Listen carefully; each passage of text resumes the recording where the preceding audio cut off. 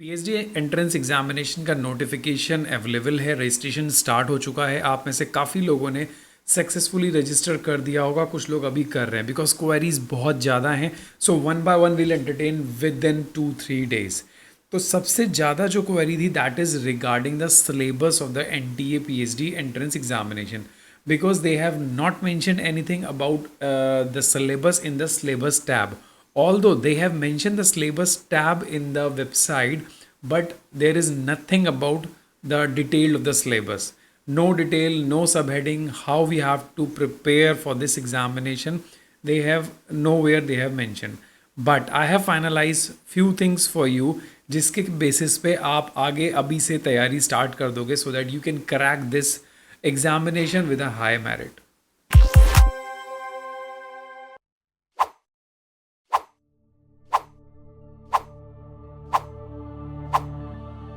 So this is the website and this is the syllabus tab, but nothing has been mentioned under this syllabus tab. So what you can see, like when you will go to the prospectus, they have clearly mentioned like the entrance syllabus for question paper would be available on the NTA website, but still there is no update from the NTA. Fine, but you have to follow the UGC net or CSIR net guidelines and the syllabus available for that. But the paper 1 research methodology, I have finalized all the topics, headings, subheadings for you, and on the basis of these headings and subheadings I can guarantee कि वो first paper तो आपका definitely निकल जाएगा.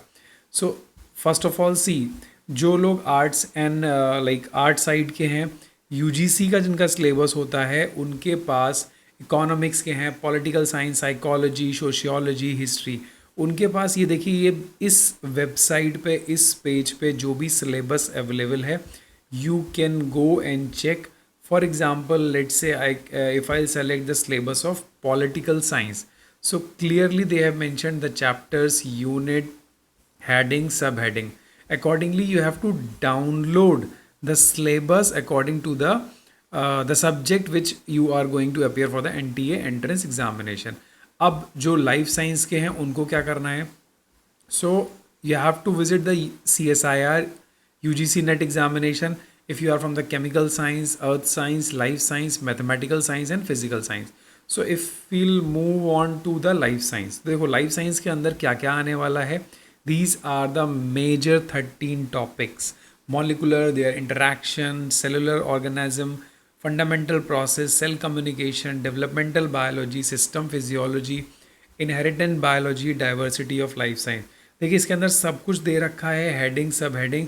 सो जब तक उस website पे अपडेट नहीं आता, this must be followed because they have clearly mentioned in their prospectus.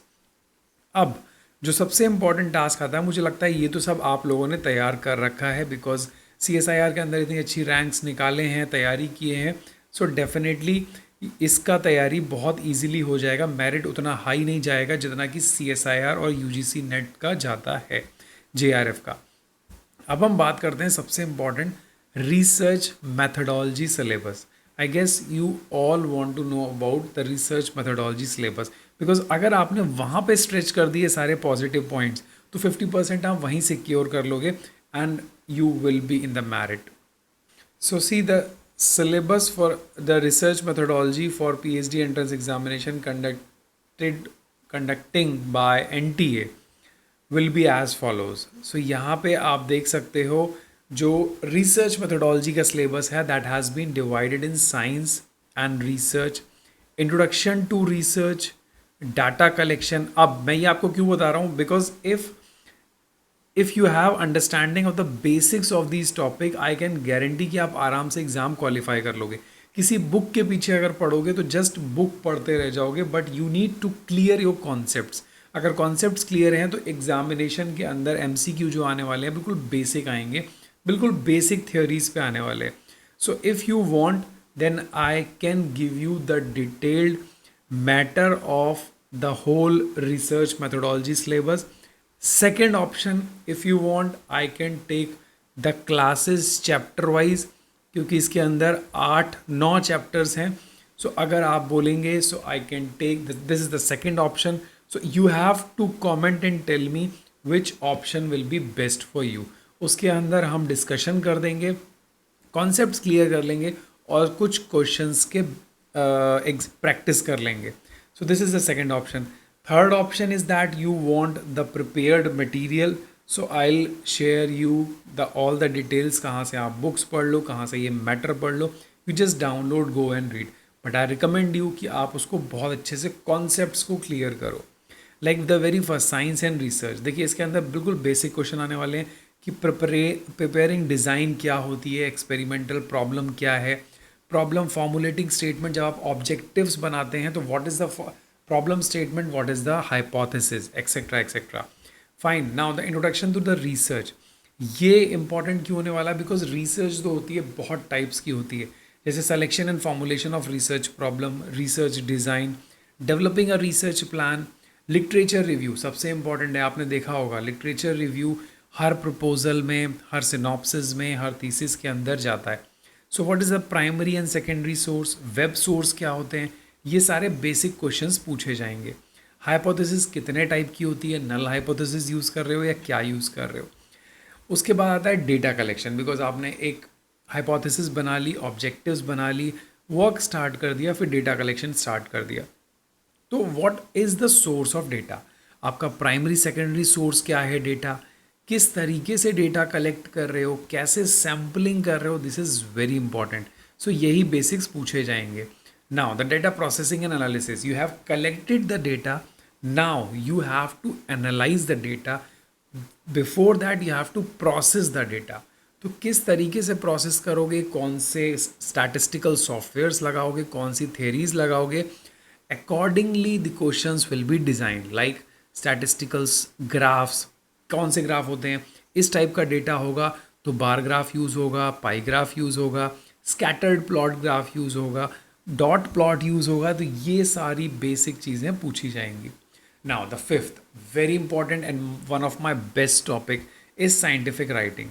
तो साइंटिफिक राइटिंग कितने तरीके की होती है, रिपोर्ट्स कैसी होती हैं, कैसे प्रिपेयर करते हैं, उसका लेआउट क्या होता है, मेथोडोलॉजी के अंदर क्या आता है, इंट्रोडक्शन के अंदर बेसिक क्या होता है, एक्सेट्रा एक्सेट्रा। बहुत ही ईजी चीज़ है। फिर preparing research paper for journal, this is very important और मेरा बहुत ही इंटरेस्टिंग टॉपिक है। अगर आप बोलेंगे तो मैं इसको कंटिन्यूअस बोल सकता हूँ और आपको पूरा तैयार करा सकता हूँ। कैसे टेम्पलेट्स हैं, ISBN ISSN क्या है, प्रोजेक्ट बुक प्रोजेक्ट प्रपोजल क्या है ना, ये बिल्कुल बेसिक बेसिक चीज़ें। Documentation, scientific writing, results. उसके बाद इंफॉर्मेशन सोर्स, आपके पास कहाँ से इंफॉर्मेशन आ रही है, कैसे कलेक्ट कर रहे हो, कैसे प्रूव कर रहे हो, like this is the best information, this is the correct information. ये इंडेक्सिंग डेटा है, ये एब्स्ट्रैक्टिंग सर्विसेज हैं, हमको यहाँ से पेपर लेना है। फिर रिसर्च एथिक्स, रेफरेंसेस, कैसे टाइप के होते हैं रेफरेंसेस, जस्ट नाम लिखना is not a referencing, there are various formats, APA, HLA, है ना, बहुत सारे फॉर्मेट्स हैं, 4 बेसिक फॉर्मेट्स हैं, MLA फॉर्मेट। तो इन फॉर्मेट्स का क्या मतलब है, कैसे साइट किया जाता है, कौन कौन से सॉफ्टवेयर्स हैं, कैसे जर्नल सेलेक्ट करते हैं, these are the things. Now computer application and statistics, ठीक है, ये कुछ कंप्यूटर एप्लीकेशन है जैसे एनोवा, टी टेस्ट, कहाँ लगेगा टी टेस्ट, कहाँ लगेगा ANOVA. So these are the things. तो आप यहाँ से देख सकते हैं, कुछ मैंने MCQs भी डाले हैं, and if you'll say then I can send you the details of the PDF of some recent, or I can say a popular books. So it's all depend on you. This is all about the research methodology और बाकी syllabus क्या होने वाला है NTA PhD entrance examination का। Still if you have any doubt then let me know to clear your doubts, because अभी आप form भरने की स्टेज पे हो, फॉर्म भरने में काफ़ी प्रॉब्लम आ रही है, उसके ऊपर हम नेक्स्ट डिस्कस करेंगे।